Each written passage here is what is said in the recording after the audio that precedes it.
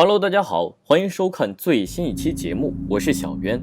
在犯罪学历史上，精神病这东西一直就存在很大争议，包括小渊此前说过的24人格杀手，他似乎是罪犯的免死金牌，又是控辩双方闹得不可开交的争论点。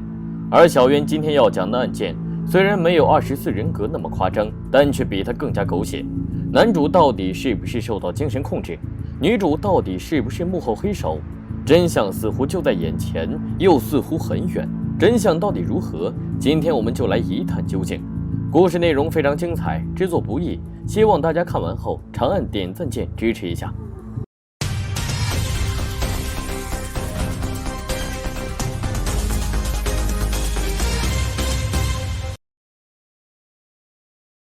一切得从2012年11月12日的美国曼哈顿说起。那天在当地一栋写字楼里，迎来了一个头戴蓝色帽子的男子。男子身上斜背着一个黑色袋子，全身打扮非常奇怪，既不像是维护大楼的水电工，也不像是来面试的工薪白领。更加奇怪的是，从推门进来后，他就不断看着外面，直到前台保安询问他是否需要帮助时，他才回过头来。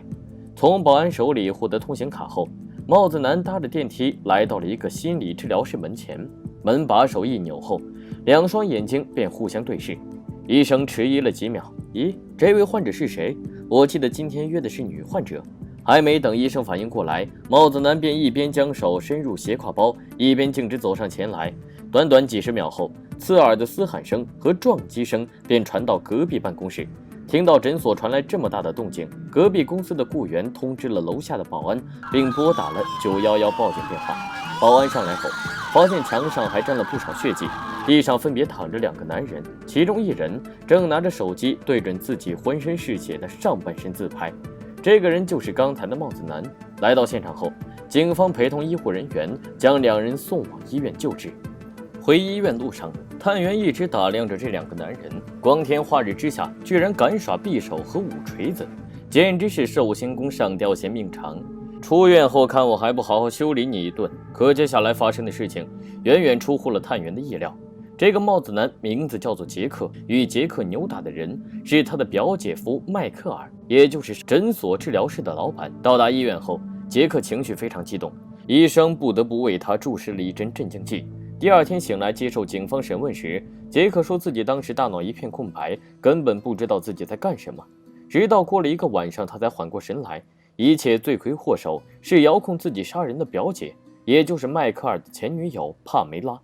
听到杰克说出这样的话，警方觉得很不可思议。你这家伙动手杀人就算了，为了脱罪居然还编出这么离奇的谎言，信不信等下我把你头按在地上摩擦？当然这只是一个玩笑，但该核实的事情还是要核实的。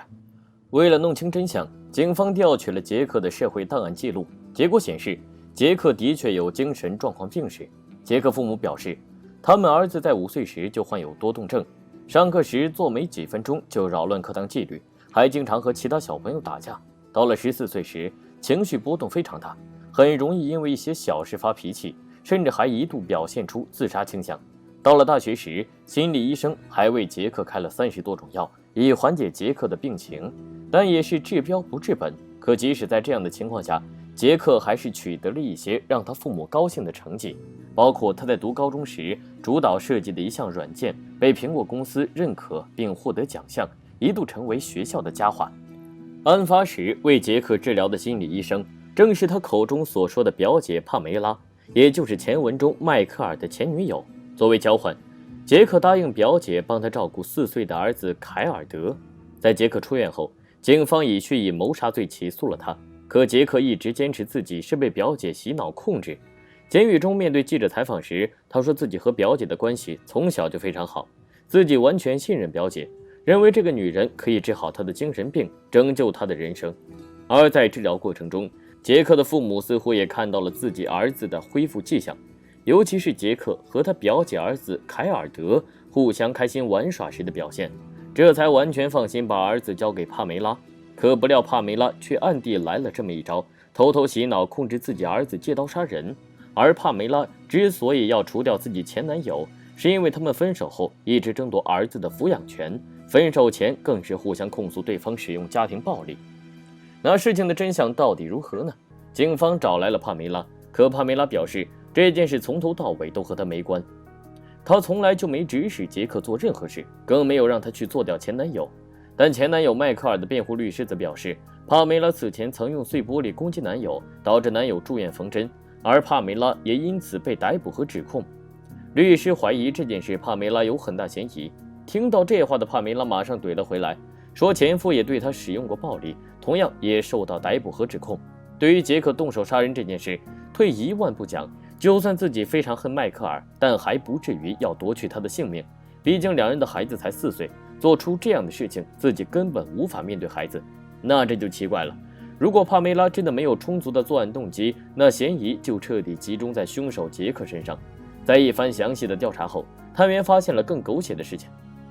首先是3个人的关系，帕梅拉和迈克尔都是精神病专家，但两人并没登记结婚。两人在女方生下儿子后，凯尔德就分开了。而作为帕梅拉的表弟，杰克则是一个有精神病史的患者。这尴尬的身份关系让人觉得很是奇怪，而且2个治疗病人的医生却从未好好互相沟通，连自己最熟悉的人都无法有效沟通，那怎么去治疗有精神病的患者呢？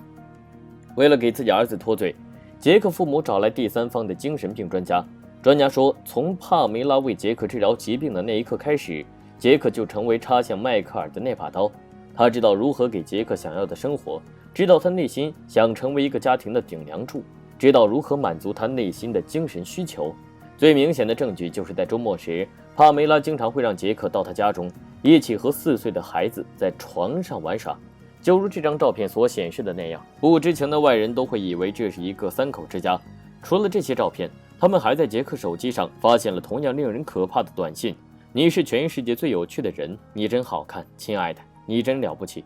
我对你有很多种想法，甚至还有充满暧昧的我很想你。杰克父母觉得，在两人不可能发生两性关系的基础上，这些短信就是帕梅拉洗脑自己儿子杀人的直接证据。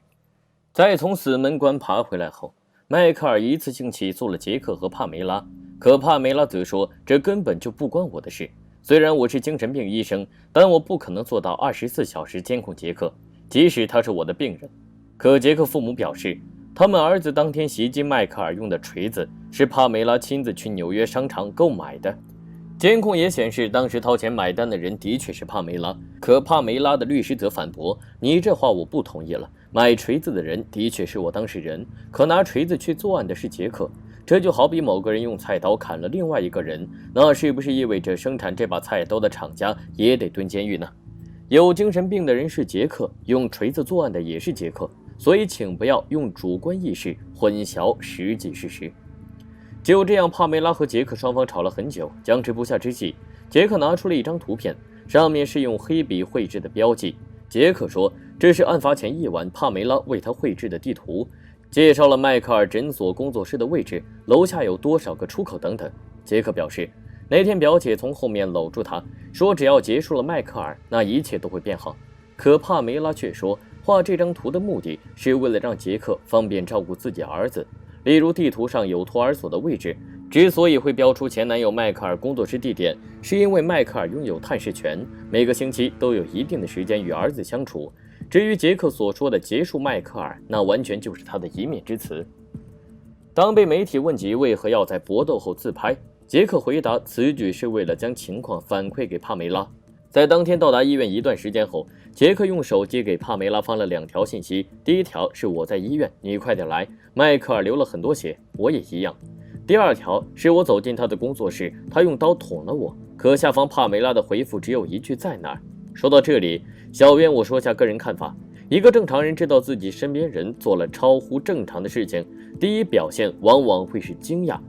可当天帕梅拉的回复却非常震惊。我不知道帕梅拉是知道杰克会动手作案，还是说帕梅拉作为一个精神病医生，对于突发事情她有非常冷静的应变能力。这个案件从头到尾充满了很多主观性的争议，而现实中的证据却又非常模糊。虽然迈克尔最终逃过一劫，但实际上这件事情的严重性已经上升到刑事案件。即使当时帕梅拉没有被追究刑事责任，但纽约家庭法院认为他有参与谋杀计划，所以要求他在5年内不得和儿子联系，在这期间，他儿子由父亲负责照顾。案发3年之后的2015年5月，正在接受治疗的杰克突然服毒自杀，所幸被及时抢救活了下来。1年后的2016年，纽约法院正式开庭审理了这起案件。与前面家庭法院的审判不同，这一次当局追究和审判的是刑事责任，决定谁要蹲监狱、蹲多久监狱。法庭之上，控方抨击和投诉了杰克这个富二代，并当着陪审团的面还原了杰克前后3次漏洞百出的口供。第一次，杰克说是迈克尔先用刀捅伤了他；第二次说自己是出于害怕迈克尔才带匕首和锤子；第3次说是迈克尔先从他的斜挎包中拿出锤子，自己是出于自卫才对迈克尔攻击。尤其是第3点，迈克尔最初根本不知道杰克包里装的东西，怎么会先从他包里拿出武器先发起攻击？对于检方这些控告，杰克的辩护律师则回了一句话：这些情况恰恰说明我当事人脑子的确有问题。其实杰克辩护律师的策略很简单，说白了就2句话：我当事人有病，一切事情都是那个叫做帕梅拉的疯女人搞出来的。这时，迈克尔的律师亮出了一项新证据：迈克尔身上价值150万美元的保险，受益人是他的4岁儿子。从受益人来看，这份保单很正常。可就在案发前3天，迈克尔将帕梅拉视为不可撤销的受托人，翻译过来就是一旦迈克尔去世，那帕梅拉就可以直接掌管这150万美元。接受媒体采访时，杰克说自己对保险的事情毫不知情，所以会不会存在这样一种可能：杰克和帕梅拉2人是冲着这150万去的？但由于计划未能实现，帕梅拉马上抽出身，说这事和他无关。吵了几天后，控方认为，就算你当事人精神的确有问题，但你作为一个成年人，完全有能力及时退出计划。不管如何，你还是得去监狱蹲上几年。最后，陪审团认为杰克谋杀未遂罪名成立，得吃10年的牢饭。杰克获得判刑的2年后，也就是案发5年后，警方突然逮捕了帕梅拉，并向法院提出了2级谋杀未遂和1级攻击未遂的指控。讽刺的是，当帕梅拉被捕时，身上带着自己和儿子的护照。帕梅拉到底有没有洗脑自己表弟杰克？杰克作案的动机究竟是因为表姐的亲情，还是发作的病情？答案恐怕只有他们自己清楚。我是小渊，我们下期再见。